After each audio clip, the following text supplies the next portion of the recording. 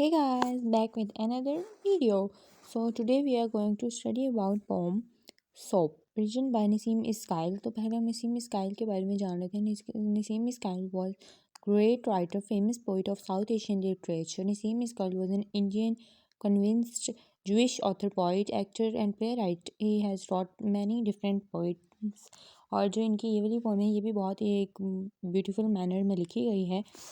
ये पोइम जो है ज़्यादा उसकी इस पोइम में डिक्शन और ग्रामर इन सब की मिस्टेक्स है ह्यूमरस वे में मतलब एक सिंपल सी पोइम है जो कि सिंपल दो आदमी हैं. सोप के लिए एक एक पोइट है वो सोप खरीदने जाता है जो आगे से सेलर हैं वो उन्हें दे रहे हैं और आपस में इन दोनों की बातचीत हो रही है. यही पोइम है और ये थोड़े से डिक्शन और ग्रामर इसमें मिस्टेक्स हैं. इंग्लिश बिल्कुल ही करेक्ट इनकरेक्ट है बट इसका भी एक मैसेज है वो हम लास्ट में डिस्कस करेंगे. Some people are not having manners this I am always observing. कहता है कुछ लोग हैं उनको बिल्कुल भी मैनर्स नहीं है ये मैं ऑब्जर्व कर रहा हूँ. For example other day I find I am needing soap. तो कहता है पिछले दिन मुझे एक सोप चाहिए था मैं इसकी सर्च में था for ordinary washing my self. तो फिर कहता है कि क्योंकि मैंने अपनी मतलब मुझे कोई आर्म्स इस्तेमाल के लिए चाहिए था वॉश करने के लिए खुद को. So I am going to one small shop nearby in my lane and I am asking. और कहते हैं मैं अपने एक नियरेस्ट शॉप में गया और मैंने उनसे पूछा for well known brand soap और एक बहुत ब्रांडेड शॉप के बारे में बात की. That shopman he is giving me soap but I am finding its defective version. तो कहता है कि उस आदमी ने मुझे सोप दिया लेकिन ये क्या था डिफेक्टिव वर्जन था. So I am saying very politely. तो मैंने बहुत ही तमीज़ से कहा तो in my Hindi I am saying it and my Hindi is not so good as my English. तो कहता है मेरी हिंदी बिल्कुल भी परफेक्ट नहीं है जैसे कि मेरी इंग्लिश परफेक्ट है. Please to excuse me please मुझे माफ़ कीजिए but this is a defective version of your well known brand. तो कहता है कि आपने जो मुझे दिया ये बिल्कुल डिफेक्टिव पीस है.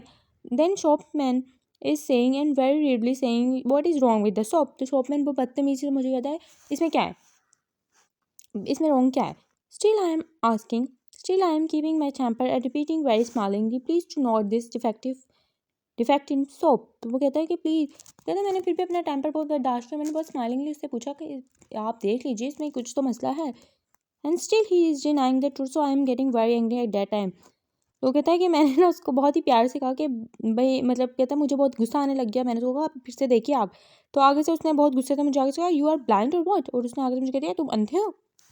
Now he is shouting you are calling me blind और what come outside and I will show you. तो ये आगे से इसने उसको कहा था कि तुम अंधे हो जो आपको नज़र नहीं आ रहा. तो उसने आगे से शॉपकीपर ने इन्हें जवाब दिया गुस्से से इसको आगे से जवाब दिया. आगे से कहता है कि क्या कहा मैं अंधा हूँ बाहर आओ मैं तुम्हें ज़रा बताता हूँ. Then I am shouting, what will you show me? Which I haven't got already? It is a vulgar thing to say but I am saying it. तो कहता है मैंने उसको कहा तुम मुझे क्या दिखाओगे तुम बाहर आओ मैंने देख लिया. मतलब ये उसको बता रहा है कि मैं डिफेक्टिव पीस देख चुका हूँ. Now small crowd is collecting and shopman is much bigger than me and I am not caring so much for all small defective piece. So I am saying all right okay all right this time will take so for the next time. कहता है कि बहुत सारे जो लोग हैं ना छोटे लोग मतलब कुछ लोग मेरे पास आने लग गए और जो शॉपमैन है वो मेरे से बहुत बड़ा था हाइट में काइंड ऑफ जिसामत में. तो ये मेरे से बड़ा था तो मैंने मैंने ज़रा ख्याल किया और मैंने कहा नहीं यार ऐसा नहीं करना चाहिए फॉर स्मॉल डिफेक्ट. तो छोटी सी चीज़ छोटी सी कमी है इसके बारे में क्या इतनी बड़ी बहस करनी. तो मैंने कहा चलो कोई बात नहीं खैर है कोई बात नहीं लेकिन अगली बार आप ख्याल रखिएगा.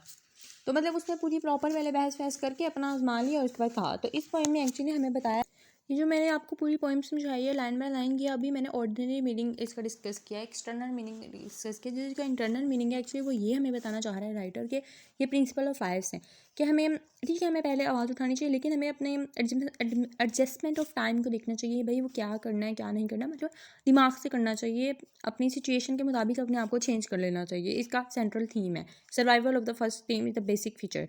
Adjustment with time is the basic feature central theme of this point.